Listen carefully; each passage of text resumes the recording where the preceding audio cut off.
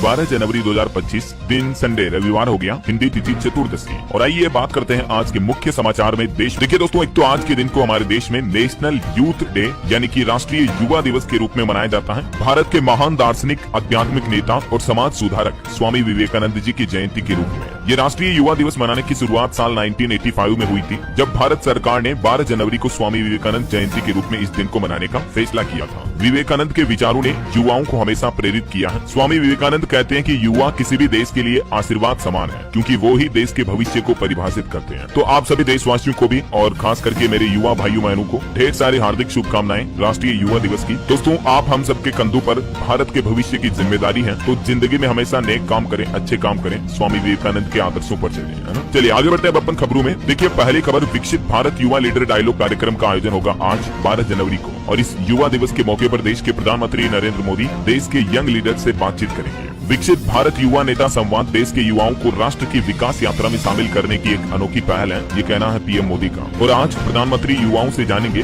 विकसित भारत का road map. विभिन्न क्षेत्रों के दिग्गज युवाओं को मार्गदर्शन भी करेंगे। आज रविवार को युवाओं से साल 2047 के विकसित भारत के रोड मैप को जानेंगे पीएम मोदी। और भी देश भर के अलग अलग राज्यों में आज युवा दिवस के मौके पर कई कार्यक्रम होंगे। मध्य प्रदेश के लिए भी ये युवा दिवस ऐतिहासिक होगा। मुख्यमंत्री डॉक्टर मोहन यादव करेंगे स्वामी विवेकानंद युवा शक्ति मिशन का शुभारंभ, और एक नया Guinness book of world record बनाया जाएगा आज एमपी में। विश्व की सबसे बड़ी 3D रंगोली भी बनाई गई है। चलिए आगे बढ़ते हैं अपन खबरों में। देखिए आप, कल 13 जनवरी को पीएम मोदी जम्मू कश्मीर जाएंगे, यहाँ सोनमर्ग टनल का उद्घाटन करेंगे। कल सोमवार को जम्मू कश्मीर का दौरा करेंगे, और ये जो नई सोनमर्ग टनल की सौगात देंगे पीएम मोदी, ये टनल जम्मू कश्मीर के लिए बहुत ही फायदेमंद टनल होगी। दोस्तों, 12 किलोमीटर लंबी ये परियोजना 2700 करोड़ रुपए से ज्यादा की लागत से तैयार हुई है, और ये श्रीनगर और लद्दाख के बीच कनेक्टिविटी को बढ़ाएगी। इससे जम्मू में पर्यटन को बढ़ावा मिलेगा और क्षेत्रीय आर्थिक विकास भी बढ़ेगा, है ना। चलिए अगला अपडेट देखिए। देश के करोड़ों किसान भाई लोगों के लिए दो बड़ी खबर आ रही है। पहली तो ये कि बजट को लेकर कृषि मंत्री ने अपनी कुछ मांगे रखी है, और दूसरा एमएसपी पर किसान संगठनों ने भी क्या कहा, देखिए जरा। एक तो कृषि और ग्रामीण विकास मंत्री शिवराज सिंह चौहान ने वित्त मंत्री निर्मला सीतारमण से कृषि क्षेत्र को बढ़ावा देने तथा किसानों की आय बढ़ाने के लिए अपने मंत्रालय के बजट प्रस्तावों पर बातचीत की। और एमएसपी के मुद्दे पर जो किसानों में नाराजगी देखी जा रही है, इस मुद्दे को भी कृषि मंत्री ने देश की वित्त मंत्री के सामने रखा। तो उम्मीद है दोस्तों, बजट में किसान भाई लोगों के लिए सरकार कुछ अच्छे फैसले ले सकती है। एक रिपोर्ट तो ये आ रही कि किसानों को बजट में बड़ी राहत देने की तैयारी में है सरकार। क्रेडिट कार्ड पर अब 5 लाख रुपए तक का ऋण मिल पाएगा किसान भाई लोगों को। इसके अलावा भी बजट 2025 में आम आदमी के लिए मुफ्त आय का दायरा बढ़कर 10 लाख रुपए तक किया जा सकता है। मध्यम वर्ग को राहत दे सकती है सरकार टैक्स वगैरह में। 1947 से लेकर साल 2024 तक के बजट में इनकम टैक्स यानी आयकर का सफर अब तक कुछ यूं रहा। जब हमारा देश आजाद हुआ तब 1500 रुपए तक की आमदनी टैक्स फ्री थी। उसके बाद ये लिमिट को बढ़ाई गई। अभी आपको पता होगा 5 लाख रुपए तक इनकम टैक्स फ्री है हमारे देश में, है ना। चलिए पेंशन को लेकर अगली बड़ी खबर आ रही है। ईपीएस के तहत न्यूनतम पेंशन को भी 7,500 रुपए करने की मांग की गई। पेंशन धारकों ने वित्त मंत्री निर्मला सीतारमण से मुलाकात की, और इस दौरान उन्होंने अपनी ये मांग भी सामने रखी। तो उम्मीद है कि सरकार बजट में इस पेंशन को लेकर भी कुछ अच्छा फैसला ले सकती है। चलिए अगली खबर देखिए। भारत के लिए एक बड़े गर्व की बात है, भारत बिग डेटा की आधिकारिक सांख्यिकी के लिए बनी संयुक्त राष्ट्र समिति में शामिल हुआ। देख सकते हैं आप इसके बारे में डिटेल भी। और एक बड़ी दुख भरी खबर आ रही कि जनवरी के पहले 9 दिनों में ही देश के 4 बैंकर्स ने खुद की जान ली थी। बैंकिंग एक्सपर्ट का ये कहना कि अब सरकार को तुरंत जागना चाहिए, क्योंकि बैंकिंग कर्मचारियों पर काम का दबाव इतना ज्यादा होता है कि वो अपने कार्यस्थल के वातावरण से असंतुष्ट हो जाते हैं। और ये कुछ केस सामने देखने को मिले जब बैंकर्स जीवन में इतने फ्रस्ट्रेट हो जाते हैं। उम्मीद है सरकार अब बैंक कर्मचारियों को लेकर भी कुछ अच्छा फैसला लेगी। वहीं देखिए अगली खबर दोस्तों, नीरज चोपड़ा चुने गए साल 2024 के सर्वश्रेष्ठ भाला फेंक एथलीट। 5वें स्थान पर अरशद नदीम का नाम रहा, जो कि एक पाकिस्तानी जेवलिन थ्रोवर है। लेकिन भारत के लिए ये बड़े गर्व की बात रही है कि 2024 का सर्वश्रेष्ठ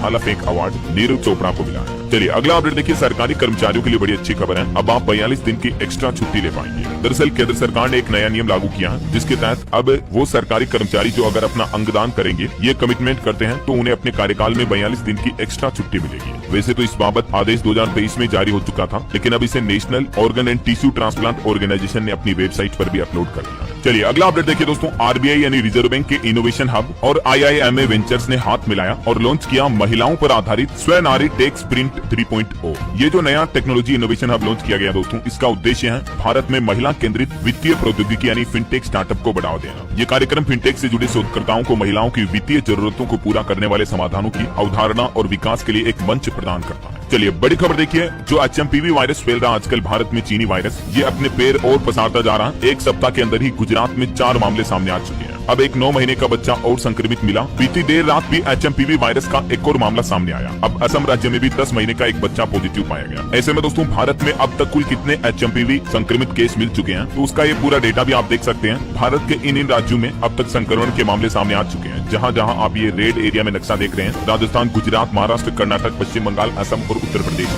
कुल मिलाकर भारत में HMPV के 16 केस हो चुके हैं टोटल, जिनमें गुजरात में सबसे ज्यादा 4 है और महाराष्ट्र में 3 मामले सामने आ चुके हैं। ये 16 ही केसों की लिस्ट आप देख सकते हैं, किन किन राज्यों में कुल कितने केस हैं। और HMPV वायरस को लेकर बिहार की नीतीश सरकार भी अलर्ट हुई। मॉक ड्रिल से भर की जाएगी ऑक्सीजन सिलेंडर की व्यवस्था भी अस्पतालों में। तो अभी ये माहौल चल रहा है HMPV को लेकर। आगे जो भी अपडेट आता मैं आपको बताता रहूंगा। फिलहाल देखिए आप अगली खबर। दिल्ली हाईकोर्ट ने एक बड़ा फैसला सुनाया, कहा कि माँ को भी शांति से जीने का हक है। और हाईकोर्ट ने बेटे बहू को बुजुर्ग महिला के घर से ही बर्खास्त कर दिया। दरअसल जो बेटा बहू अपने माँ बाप की सेवा नहीं करते हैं, बुजुर्ग दादा दादी की, या रोजाना उनके साथ लड़ाई झगड़ा करते हैं, तो ऐसे सभी लोगों के लिए ये चेतावनी भरी खबर है। दिल्ली हाईकोर्ट ने फैसला सुनाते हुए कहा कि ऐसे केस में बेटा बहू को चाहे तो बुजुर्ग माँ बाप घर से बेदखल कर सकते हैं, घर से बाहर निकाल सकते हैं, उन्हें लात की लगा के। क्योंकि ऐसे बेटा बहू किस काम के जो बुजुर्ग माँ बाप की भी सेवा नहीं कर रहे हो। और मैं तो कहता हूँ दोस्तों, ऐसे बेटा बहू को घर में रखना भी नहीं चाहिए जो आए दिन माँ बाप को परेशान करते हो, है ना। चलिए अगली खबर देखिए। मध्य प्रदेश में कर्जा मोहन यादव का बुलडोजर महाकाल मंदिर के पास तोड़े गए 257 घर। बड़ी पुलिस फोर्स भी तैनात की गई है। ये कुछ तस्वीरें आप देख सकते हैं। मध्य प्रदेश के उज्जैन में पहले ही दिन 50 मकान और धर्मस्थल तोड़े गए। टोटल 250 से ज्यादा घर तोड़े जा रहे हैं। 2 हेक्टेयर जमीन खाली की जाएगी। भारी पुलिस फोर्स तैनात है। हालांकि यहाँ रहने वाले परिवारों को मुआवजा भी दिया जाएगा। और यूपी के संभल में भी कुछ ऐसा ही मामला देखने को मिला। SDM ने चलवाया बुलडोजर, जामा मस्जिद के पास में बनी दुकानें तोड़ी गई, 3 बीघा भूमि को कब्जा मुक्त कराया। ये तो मतलब अवैध भूमि पर कब्जा करके बनाई गई थी दुकानें। चलिए अगली बड़ी अच्छी खबर देखिए। भारतीय सेना इंडियन आर्मी के लिए भारतीय सेना को मिला हिम कवच।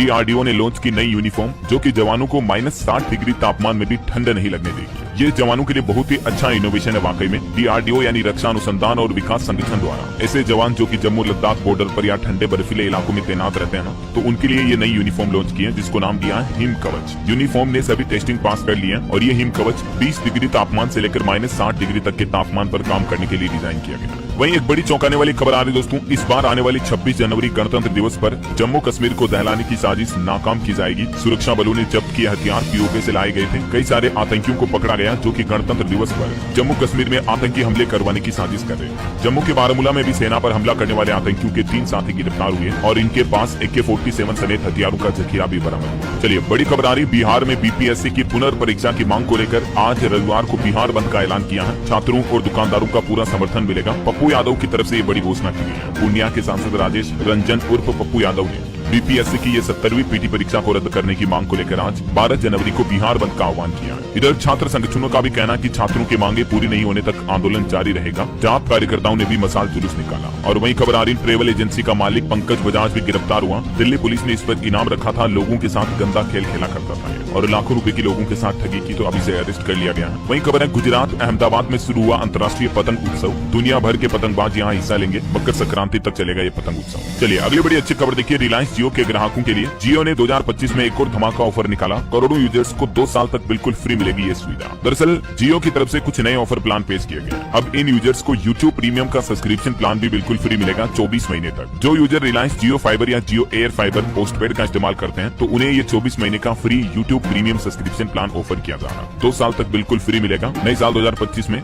जियो यूजर्स के लिए इन प्लान के साथ में ये ऑफर निकाला गया। ये अलग अलग रिचार्ज प्लान है। और इसके अलावा जियो ने सिर्फ 49 रुपए का भी एक और प्लान निकाला, जिसमें आपको अनलिमिटेड डेटा की फैसिलिटी मिलेगी। जी हाँ, अगर आपका एक ही दिन के लिए बहुत ज्यादा इंटरनेट यूजेस होता है, तो आप ये रिचार्ज प्लान करवा सकते हैं। बाकी जनरली आपको बताऊंगा 15-20 रुपए में 1 GB डेटा मिलता है अगर हम टॉप अप करवाते हैं डेटा पैक का। लेकिन दोस्तों अब जो जियो ने ये नया 50 रुपए वाला प्लान पेश किया है, इसमें 1 दिन तक के लिए आपको लगभग 25 GB डेटा मिलेगा हाई स्पीड, और उसके बाद भी अनलिमिटेड डेटा मिल पाएगा। और BSNL कंपनी ने भी दोस्तों 84 दिन का एक स्पेशल प्लान लॉन्च किया है, जिसमें ग्राहकों को फ्री कॉलिंग और डेटा वाले 2 सस्ते प्लान भी निकाले हैं। एक 628 वाला और एक 215 रुपए वाला प्लान है। इनमें आपको और क्या क्या बेनिफिट मिलेंगे, जिनकी डिटेल भी आप देख सकते हैं स्क्रीन पर। चलिए अगला अपडेट आ रहा है दोस्तों। केक की तरफ से एक रिपोर्ट जारी की गई, जिसमें बताया गया कि नई शराब नीति से दिल्ली सरकार के खजाने को 2026 करोड़ रुपए का नुकसान हुआ। CAG द्वारा ये नई रिपोर्ट जारी की गई दिल्ली शराब नीति पर, जिसमें बताया गया कि केजरीवाल सरकार ने फैसलों पर LG की मंजूरी नहीं ली। शराब ठेकों के लाइसेंस में भी गड़बड़ी की गई। नेताओं को भी घूस खिलाई गई। दिल्ली विधानसभा चुनाव से 25 दिन पहले CAG की तरफ से ये चौंकाने वाली रिपोर्ट जारी की गई। और CAG द्वारा लगाए गए इन आरोपों पर केजरीवाल ने भी अपना जवाब देते हुए कहा कि शराब घोटाले में दिल्ली को 2000 करोड़ का नुकसान हुआ और आम आदमी पार्टी नेताओं को मिली रिश्वत। बीजेपी के आरोप पर आम आदमी पार्टी ने ये पलटवार भी किया। इधर गृह मंत्री अमित शाह ने भी कहा कि केजरीवाल ने अन्ना जैसे संत का इस्तेमाल किया, सत्ता में आकर भ्रष्टाचार के सारे रिकॉर्ड तोड़े, 5 फरवरी आपदा से मुक्ति का दिन है। तो ये दोस्तों दिल्ली विधानसभा चुनाव के साथ ही राजनीतिक बयानबाजी भी शुरू हो चुकी है। इधर बीजेपी ने भी शीश महल पर एक और गीत और पोस्टर जारी कर केजरीवाल पर निशाना भी साधा। और दिल्ली चुनाव का एक और अपडेट देखिए, संजय सिंह बोले कि प्रवेश वर्मा ने अपना एड्रेस देकर फर्जी वोटर आईडी की एप्लीकेशन दी, ऐसे फ्रॉड से जीतते हैं मोदी। तो वहीं इधर संजय राउत भी बोले कि महाराष्ट्र में भी निकाय चुनाव हम अकेले लड़ेंगे, कांग्रेस और शरद पवार से कोई गठबंधन नहीं रहेगा। इधर दिल्ली चुनाव को लेकर बीजेपी ने अपनी दूसरी लिस्ट में टोटल 29 नाम जारी किए, 5 महिलाओं को टिकट दिया, जिनमें 2 SC की महिलाएं हैं। कपिल मिश्रा को करावल नगर से टिकट मिला। दिल्ली चुनाव को लेकर भाजपा की तरफ से ये दूसरी सूची जारी की गई और इस सूची में मुख्य नाम कौन कौन है देख सकते हैं आप। तो ये कुछ पॉलिटिकल अपडेट चल रहे हैं। और चलिए अगली खबर देखिए, किसान आंदोलन पर अपडेट आ रहा। आमरण अनशन कर रहे किसान नेता डल्लेवाल की हालत काफी गंभीर हुई, अब उनकी मेडिकल रिपोर्ट्स भी सामने आ चुकी हैं। इसी बीच अब तेलंगाना राज्य में भी एक किसान भूख हड़ताल पर जा चुके हैं। हरियाणा से जत्था आज खनौरी बॉर्डर पर पहुंचेगा। चलिए महाकुंभ से जुड़े कुछ अपडेट देखिए दोस्तों। महाकुंभ के लिए NHAI ने टोल टैक्स फ्री किया, प्रदेश के सभी जिलों से बसें चलेगी। तो अब मतलब महाकुंभ आने जाने वाले श्रद्धालुओं को किसी तरह का कोई टोल टैक्स नहीं देना पड़ेगा। NHAI यानी national highway authority of India की तरफ से इस रूट पर 28 फरवरी तक टोल टैक्स को बिल्कुल फ्री कर दिया है। और वहीं एक खबर है दोस्तों, आपको बताऊंगा अभी कुछ ही दिन पहले एक 13 साल की लड़की ने महाकुंभ में साध्वी बनने का फैसला किया था। तो उस मामले पर अब काफी बड़ा विवाद पैदा हो गया। ये वो लड़की की तस्वीरें हैं, लड़की ने दीक्षा भी ले ली थी और साध्वी का ड्रेस वगैरह भी धारण कर लिया था। लेकिन अब 13 साल के बच्चे को साध्वी बनाने वाले महंत कौशल गिरी जूना अखाड़े से निष्कासित कर दिए गए। और ये जो उत्तर प्रदेश आगरा की लड़की थी, कन्या थी, इसको भी वापस अपने घर भेज दिया गया। पहले तो ये लड़की क्या कि अपने माँ बाप परिजनों के साथ महाकुंभ में घूमने आई थी, ठीक है, लेकिन यहाँ आकर ये जिद करने लगी कि मैं साध्वी बनूंगी, संत बनूंगी ऐसा। तो महाकुंभ में जूना अखाड़े को लड़की को दान कर दिया था। परिजन बोले कि बेटी की इच्छा है तो उसको जो बनना वो बने। लेकिन अब महाकुंभ जूना अखाड़े का ये कहना है कि बच्ची कोई निर्जीव वस्तु नहीं है जो उसे दान कर दिया जाए। अभी बच्ची की उम्र मात्र 13 साल है, तो ये बच्ची संन्यास नहीं ले सकती, इसलिए संन्यास लेने के मात्र 6 दिन बाद ही इसका संन्यास वापस ले लिया गया। एक चाइल्ड एक्टिविस्ट ने भी इसकी शिकायत की थी बच्ची की। उसके बाद अब ये बच्ची वापस साध्वी नहीं रही है, अब सामान्य लड़की बन चुकी है और इसे वापस अपने घर भेज दिया गया। और जिस महंत ने इस बच्ची को साध्वी बनाया था स्नान वगैरह करवा के, तो महंत को भी 7 साल के लिए अखाड़े से निष्कासित कर दिया, क्योंकि आरोप है कि नाबालिग को गलत ढंग से शीशे बनाया गया। ये कुछ मामला चल रहा है।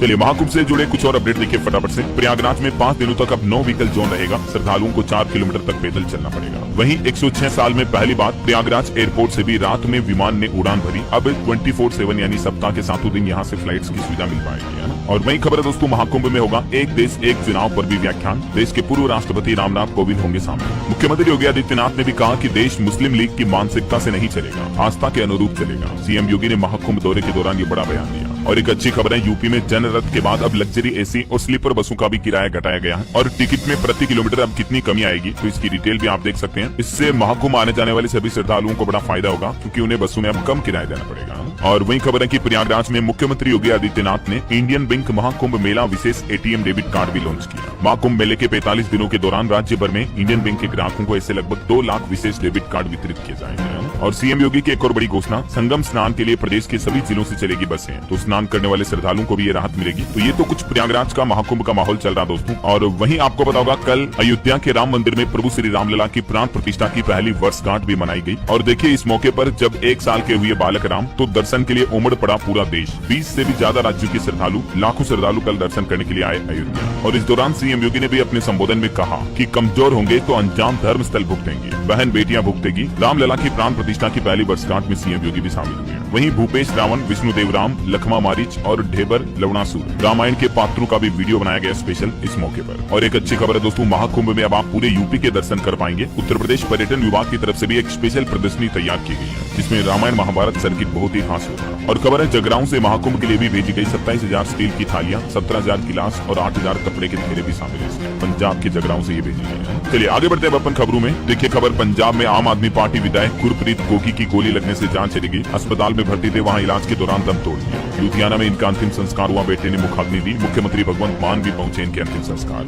वहीं खबर है, केंद्रीय रेल मंत्री अश्विनी वैष्णव ने कटरा श्रीनगर वंदे भारत ट्रेन का वीडियो भी शेयर किया और कहा कि इसी साल ये ट्रेन शुरू होने की उम्मीद है। कल भी वो बोले थे कि ये सपना सच होने जैसा है। और वही खबर देखिए, केंद्र सरकार का एक बड़ा फैसला, अब CAPF फोर्स में कोई भी हो मगर शराब साझा कर पाएंगे एक दूसरे के साथ। मतलब चाहे BSF के जवान, CRPF के जवान, SSB, ITBP, सभी जवानों को किसी भी कैंटीन से मदिरा यानी शराब दारू मिल पाएगी। केंद्रीय अर्धसैनिक बलों के जवानों और रिटायर्ड कर्मचारियों को लेकर कैंटीन से संबंधित यह नया नियम लागू कर दिया है सरकार ने। जून 2025 तक मोबाइल ऐप के माध्यम से भी जवान इन सुविधाओं का फायदा ले पाएंगे। और वहीं खबर है दोस्तों, आरबीआई का ये कहना है कि पर्सनल लोन की हर श्रेणी में फिक्स्ड ब्याज दर देना जरूरी है। वित्तीय संस्थानों को नोटिस जारी करते हुए सवाल जवाब भी मांगा आरबीआई ने, क्योंकि आजकल कई बैंक क्या है कि पर्सनल लोन जो देते हैं अलग अलग कैटेगरी में अलग अलग ब्याज दरें रखते हैं। तो इसको लेकर आरबीआई ने जवाब मांगा है बैंकों और एनबीएफसी से। बहरहाल अभी तो कुछ और महत्वपूर्ण और काम की खबरें देखेंगे दोस्तों अपन, लेकिन फिलहाल वक्त तो चला है आज के ताजा मौसम समाचार जानने का। और हाँ, तो देखिए घने कोहरे की वजह से दिल्ली और उत्तर प्रदेश में 133 ट्रेनें लेट हुई। कश्मीर में तापमान -10 डिग्री तक पहुंच चुका है। मध्य प्रदेश में भी 2.5 डिग्री तक पहुंचा पारा। राजस्थान के 15 जिलों में बारिश की चेतावनी है। देखिए कुछ अलग अलग राज्यों के मानसून अपडेट। राजस्थान में मौसम विभाग का कहना है कि फिर से करवट लेगा मौसम। 15 जिलों में बारिश और ओलावृष्टि की भी चेतावनी जारी की है। इन जिलों में बारिश कल भी देखने को मिली और अगले 2 दिन तक फिर से बारिश हो सकती है। जयपुर समेत राजस्थान के 17 जिलों में बरसात हुई, ओले गिरे और बारिश के बीच कुछ घरों में बिजली भी गिरी। वहीं इधर मध्य प्रदेश में देखिए नर्मदापुरम समेत 7 जिलों में आज ओले गिरने का अलर्ट है। मध्य प्रदेश के 34 जिलों में होगी बारिश। 13 जनवरी से फिर से सर्दी का दौर शुरू होगा। उत्तर प्रदेश में भी आगरा गाजियाबाद में बारिश हुई, ओले भी गिर सकते हैं। 36 जिलों में बारिश का अभी भी अलर्ट है। भदोही में 5 गाड़ियां भी टकराई। वहीं दोस्तों इधर हरियाणा के भी 7 जिलों में आज बारिश की संभावना है। बरसात की वजह से 8 डिग्री तक गिरा तापमान। वहीं हिमाचल प्रदेश के ऊंचे इलाकों में ताजा हिमपात हुआ। उसके बाद अटल टनल में भी वाहनों की आवाजाही को फिर से रोका गया। हिमाचल के भी 7 जिलों में कल से 3 दिन कोहरे का अलर्ट है। पंजाब के भी 8 जिलों में बारिश का अलर्ट है। 3 जिलों में कोहरा छाएगा। झारखंड में 4 दिन बाद ठंड से मिलेगी राहत। मकर संक्रांति पर नहीं लगेगी ठंड। 18 जिलों का न्यूनतम तापमान अभी 10 डिग्री से नीचे चल रहा है। और भी अगले 24 घंटों के दौरान मौसम की संभावित गतिविधियां क्या रह सकती हैं, जिसकी जानकारी आप देख सकते हैं स्क्रीन पर। इन राज्यों में बारिश की संभावना है। हल्की मध्यम बरसात हो सकती है। चलिए अब अपन आज के सराफा बाजार पर नजर डाल लेते हैं दोस्तों। तो क्योंकि आज संडे है तो मैं आपको साप्ताहिक रेट बता देता हूँ। इस सप्ताह सोने चांदी में तेजी रही। सोना 514 रुपए बढ़कर 78,018 रुपए प्रति 10 ग्राम पहुंच चुका है। जबकि दोस्तों इस सप्ताह चांदी में बहुत ज्यादा महंगाई हुई। 2147 रुपए महंगी होकर अभी चांदी 90,268 रुपए प्रति किलो बिक रही है। चलिए कुछ मार्केट अपडेट्स भी देख लेते हैं फटाफट से। देखिए जेनसन इंडस्ट्रीज ने सेबी के पास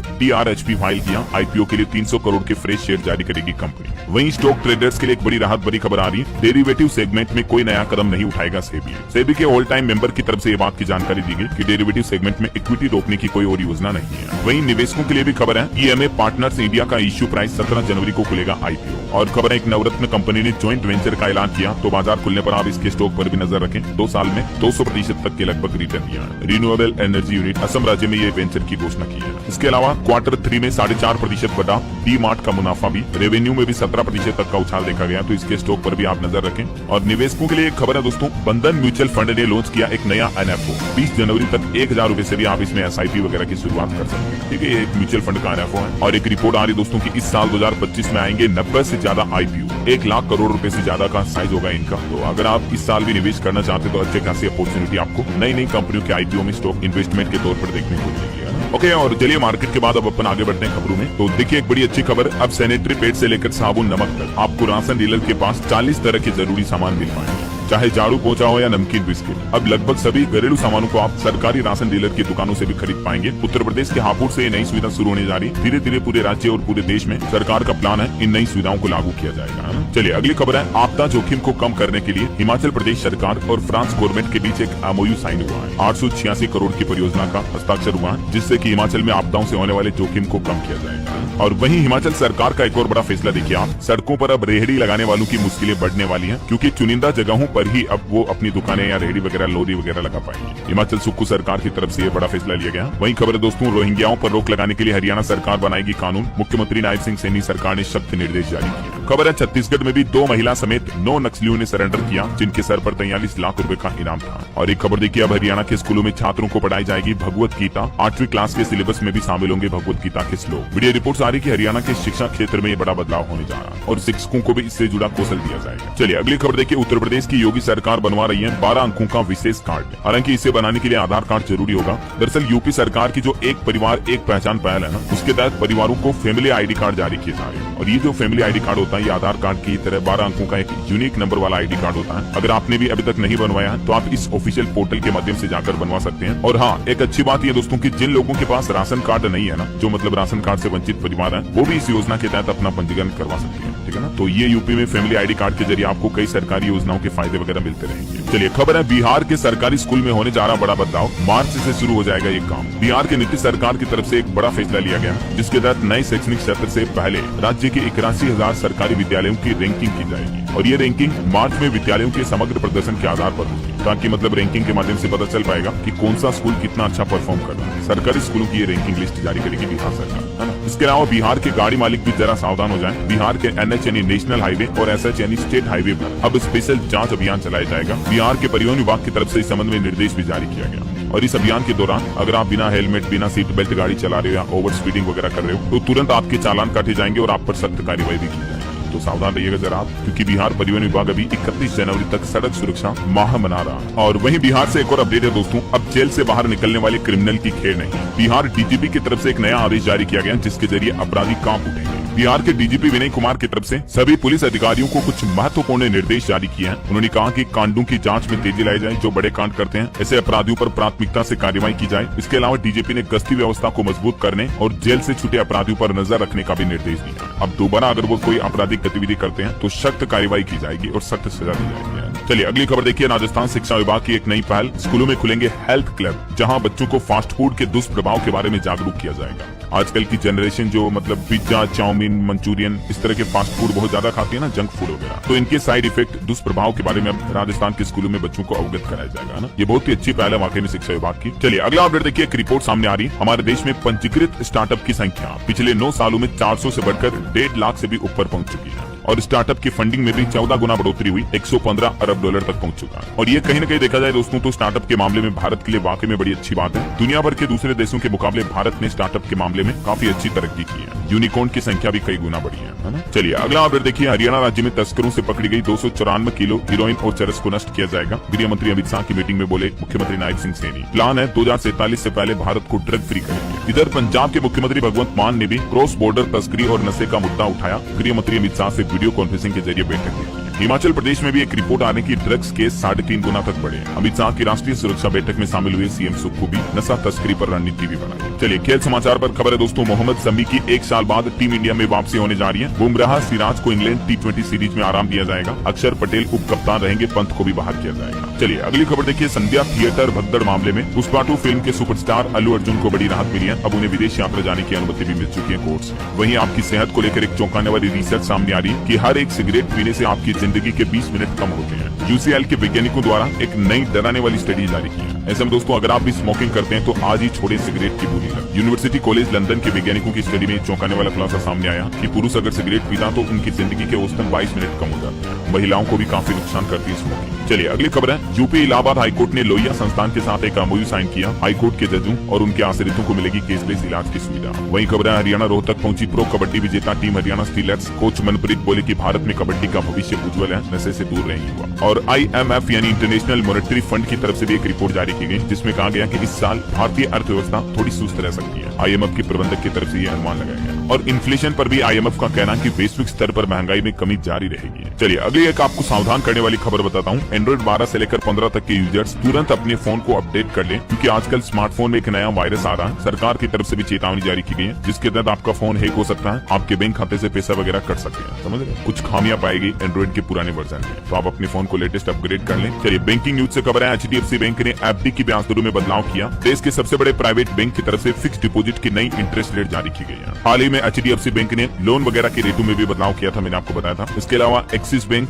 भारतीय स्टेट बैंक और PNB की FD इंटरेस्ट रेट क्या है ये भी आप देख सकते हैं स्क्रीन पर। चलिए खबर देखिए दोस्तों, 16,000 सालों बाद एक गजब का संयोग बन रहा। सुबह सुबह पृथ्वी पर आपको 2 सूरज दिखेंगे। 13 जनवरी को ये खगोलीय घटना देखने को मिलेगी और 1,60,000 साल में एक बार ऐसी घटना होगी। आप और हम बड़े खुशकिस्मत हैं कि इस घटना के साक्षी बनने जा रहे हैं। हालांकि ये जो 2 सूरज दिखेंगे ये रोशनी सूरज की नहीं होगी, बल्कि एक धूमकेतु है G380 LAS इसकी होगी। नासा और दूसरे देशों के अंतरिक्ष वैज्ञानिक दावा कर रहे हैं कि ये धूमकेतु पृथ्वी पर अब तक नजर आए धूमकेतुओं में सबसे ज्यादा चमकदार हो सकता है। तो 13 जनवरी की सुबह सूरज निकलने से करीब 35 मिनट पहले इसे देखा जा सकेगा। और भी इस खगोलीय घटना के बारे में देख सकते हैं आप ज्यादा जानकारी स्क्रीन पर। चलिए अगली खबर देखिए, अरुणाचल प्रदेश के मुख्यमंत्री ने ब्रह्मपुत्र नदी राफ्टिंग अभियान को दिखाई हरी झंडी, साहसिक पर्यटन को मिलेगा बढ़ावा। और वहीं खबर है, केंद्रीय मंत्री किरण रिजिजू 5 दिवसीय सऊदी दौरे पर निकले, 2025 के हज करार पर भी करेंगे हस्ताक्षर। और खबर है, पहली बार बदले हुए नियमों के तहत होगी नई CEC की नियुक्ति, सुप्रीम कोर्ट नए कानूनों पर करेगा विचार। और देखिए लोकसभा अध्यक्ष ओम बिरला का कहना है कि अगले वर्ष भारत में आयोजित होने वाले 28वें CSPOC का मुख्य जोर AI यानी आर्टिफिशियल इंटेलिजेंस और सोशल मीडिया के अनुप्रयोग पर होगा।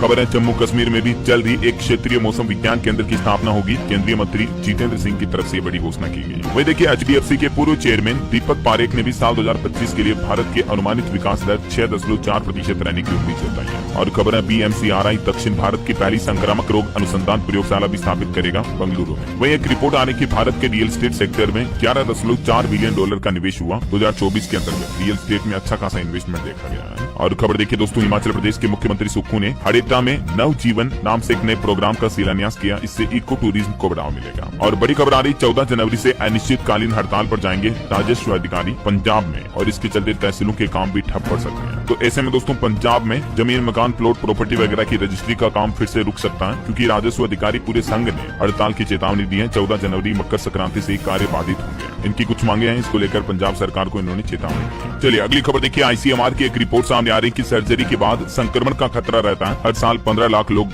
मरीज इसकी चपेट में आते हैं, क्योंकि जो गाँव वगैरह होते हैं उनमें सुपर बग जैसे बैक्टीरिया घुस जाते हैं। चलिए खबर है, लद्दाख में चीन को मिल सकेगा माकूल जवाब। पूर्वी लद्दाख में बुनियादी ढांचे के निर्माण प्रस्तावों को भी मंजूरी मिली सरकार से। वहीं देखिए, म्यूचुअल फंड कंपनी की CEO बोली कि सप्ताह में 100 घंटे काम किया तब दुखी थी, बाथरूम में रोती थी। तो आनंद महिंद्रा भी बोले कि क्वालिटी जरूरी है, क्वांटिटी नहीं। दरअसल हाल ही में कुछ दिनों पहले सुब्रमण्यम ने जो सप्ताह में 90 घंटे काम करने की सलाह दी थी, तो उसको लेकर अभी बड़े बड़े लोगों के बीच बातचीत चल रही है। चलिए खबर है, उत्तराखंड में नेशनल गेम्स में देश भर के 9,728 खिलाड़ी दिखाएंगे अपनी प्रतिभा। देहरादून समेत 8 जिलों में 44 इवेंट होंगे। 17 दिन शेष रह गए, 28 जनवरी से शुरू होने जा रहे हैं। और एक दुर्घटना हो गई दोस्तों, देखिए कन्नौज रेलवे स्टेशन पर निर्माणाधीन इमारत ढहने से दर्जनों लोगों के फंसे होने की आशंका है। 23 घायल हो गए, 6 को मलबे से बाहर निकाला गया। ये कन्नौज स्टेशन पर एक वेटिंग हॉल बनाया जा रहा था, तो अभी निर्माणाधीन था, ये ढह गया। और खबर है, रविंद्र चौहान बने महाराष्ट्र बीजेपी के कार्यकारी प्रदेश अध्यक्ष भी। वहीं खबर है, सिंगापुर के राष्ट्रपति थरमन शनमुगरत्नम 14 जनवरी से लेकर 18 जनवरी तक भारत दौरे पर रहेंगे। चलिए कुछ और स्टेट न्यूज अपडेट देख लेते हैं दोस्तों फटाफट से। देखिए मध्य प्रदेश सरकार भी आज युवा दिवस के मौके पर MP में युवा शक्ति मिशन लॉन्च करेगी। 1.5 करोड़ युवा देंगे प्रदेश के विकास को नई दिशा, CM बोले। और आज MP के बहनों के खातों में भी राशि ट्रांसफर की जाएगी। वहीं खबर है, मध्य प्रदेश में बिजली उपभोक्ताओं के लिए जरूरी हुई E-KYC। सीहोर में 23,000 लोगों ने कराया पंजीकरण। उपाय मोबाइल ऐप के माध्यम से आप भी E-KYC कर सकते हैं। और MP में सरकारी कर्मचारियों ने 2 बड़ी मांगे की है। एक तो 8वां वेतनमान लागू करने की, और दूसरी पुरानी पेंशन योजना को वापस शुरू करने की। अब 25 जनवरी को मुख्यमंत्री के नाम ज्ञापन भी सौंपेंगे। वहीं खबर है, MP में ग्लोबल इन्वेस्टर समिट से पहले आएगी नई पॉलिसी। अब MSME में प्रोत्साहन सब्सिडी को 700 से बढ़ाकर 1100 करोड़ रुपए किया गया। और बड़ी खबर देखिए, GST के प्रावधानों पर भी सेमिनार हुई। बड़े होटल में खाना अब महंगा होगा, अब 18% GST लगेगा। छोटे रेस्टोरेंट में 5% लगेगा। 1 अप्रैल 2025 से ही GST वगैरह में ये बदलाव देखने को मिलेगा। आपको रेस्टोरेंट में खाना वगैरह महंगा पड़ेगा। चलिए खबर है, छत्तीसगढ़ के 33 जिला पंचायतों के आरक्षण की प्रक्रिया पूरी हुई। 16 ST और 4 SC के लिए रिजर्व रखी गई। OBC को कोई सीट नहीं मिली। वहीं छत्तीसगढ़ रायपुर वगैरह में भी 12 से 14 जनवरी तक युवा महोत्सव मनाया जाएगा। और छत्तीसगढ़ निकाय चुनाव से पहले 10 जिलों में नई सुविधा भी शुरू हुई है। पंचायतों को दिए गए 20 व्हीकल भी। वहीं खबर है दोस्तों, 26 जनवरी को राष्ट्रपति द्रौपदी मुर्मू करेगी ड्रोन दीदी को सम्मानित। जांजगीर की हेमलता को आया निमंत्रण, छत्तीसगढ़ की है ये। और राज्य में 3 लाख नए आवासों का भी ऐलान हुआ। 15,000 आय या 2.5 एकड़ सिंचित भूमि वाले लोग भी अब PM आवास योजना के लिए पात्र होंगे। केंद्रीय कृषि कल्याण मंत्री शिवराज सिंह चौहान की तरफ से ये घोषणा की गई है। और छत्तीसगढ़ राज्य में 3 लाख नए आवास भी बनाए जाएंगे। वहीं खबर है दोस्तों, यूपी में दोपहिया वाहन चालकों को बिना हेलमेट के नहीं मिलेगा पेट्रोल। जालौन में सड़क सुरक्षा के लिए बड़ा फैसला लिया गया। 26 जनवरी से नया नियम लागू होगा। और देखिए, CM योगी ने कहा कि चीन के उत्पादों में जहर मिलता है। लखनऊ में बोले मुख्यमंत्री योगी आदित्यनाथ, खादी अपनाई, नीति बनाकर 3,90,000 लोगों को रोजगार मिल जाएगा। इधर लखनऊ में भी दोस्तों सरकारी कर्मचारियों ने OPS और 8वें वेतन आयोग की मांग तेज की। आंदोलन की रणनीति भी बनाई। वहीं खबर देखिए, यूपी मेरठ में IIMT कॉलेज के दीक्षांत समारोह में रक्षा मंत्री राजनाथ सिंह भी शामिल हुए। 25 मेधावी छात्रों को गोल्ड मेडल देकर सम्मानित भी किया। वहीं यूपी महाकुंभ को लेकर 3 स्पेशल ट्रेनों का परिचालन होगा बिहार छपरा से। और बिहार में रेलवे से एक और अपडेट है, 19 से 21 जनवरी तक 8 ट्रेनों के मार्ग में भी बदलाव किया गया। वहीं खबर है, बिहार में छात्राओं को मिलेगा 24 दिन का मार्शल आर्ट का प्रशिक्षण भी, जिससे कि छात्राएं सेल्फ डिफेंस सीख पाएंगी। चलिए अगला अपडेट देखिए, हरियाणा सरकार के कुछ बड़े फैसले। हरियाणा राज्य में अब कॉलेजों में मिलेगी IAS और HCS की कोचिंग भी। मुख्यमंत्री नायब सिंह सैनी बोले कि स्कूलों में टीचरों की कमी को पूरा करेंगे और 8वीं तक गीता भी पढ़ाई जाएगी। वैसे हरियाणा सरकार ने अग्निवीर नीति भी लागू कर दी है। अब सरकारी नौकरी में 5 साल तक की छूट मिलेगी। CET नहीं देना होगा। अगले साल 4,000 अग्निवीर रिटायर होंगे, तो उनके लिए पक्की नौकरी की गारंटी की घोषणा भी की है हरियाणा सरकार ने। ये अग्निवीर नीति के कुछ और मुख्य पॉइंट्स आप देख सकते हैं स्क्रीन पर। रिटायरमेंट के बाद भी हरियाणा में अग्निवीरों को ये फायदा मिलेगा। वहीं हरियाणा के मुख्यमंत्री नायब सैनी ने कहा कि रोहिंग्या और बांग्लादेशियों के कागज देखो, इनको हरियाणा से बाहर निकालेंगे। विदेश भेजने के नाम पर ठगने वालों के खिलाफ भी कानून बनाया जाएगा। और खबर है, हरियाणा की 75 युवा खिलाड़ी भी दिखाएंगे अपना जौहर। दिल्ली में राष्ट्रीय युवा महोत्सव होगा आज, इस मौके पर इन्हें सम्मानित किया जाएगा। और खबर है, हरियाणा की टीम ने तमिलनाडु में जीता gold medal national handball championship में। पलवल की बेटी ने दिखाया दमखम। चलिए खबर आ रही, हिमाचल प्रदेश के पेरा वर्कर्स करेंगे विधानसभा का घेराव। बोले वेतन मिलने में हो रही है लेट, 5,000 में लिया जा रहा 10 घंटे काम। वहीं उत्तराखंड में देखिए राष्ट्रीय सुरक्षा की बैठक में वर्चुअल जुड़े मुख्यमंत्री पुष्कर सिंह धामी राज्य में नशे के खिलाफ अभियान की जानकारी भी दी और बोले कि 2025 तक ड्रग्स फ्री होगा प्रदेश। यूपी गौतम बुद्ध नगर जिले में भी ये नई सुविधा मतलब नया नियम लागू किया जा रहा। अब बिना हेलमेट के आपको पेट्रोल डीजल नहीं मिलेगा।